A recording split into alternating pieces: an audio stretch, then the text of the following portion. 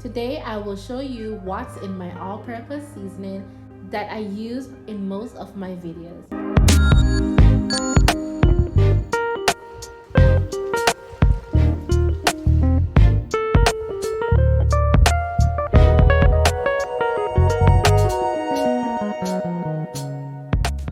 The ingredients are 1 teaspoon of garlic powder, 1 teaspoon of ginger powder,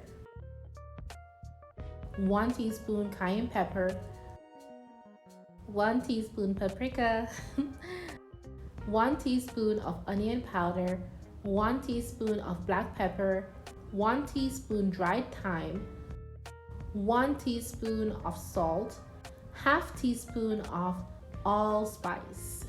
Watch to the end to see how I use it daily. Mix and combine well. I added a little bit more cayenne pepper for color. I think Jamaicans are obsessed with making sure their meat has color. So I added some more cayenne pepper for the red.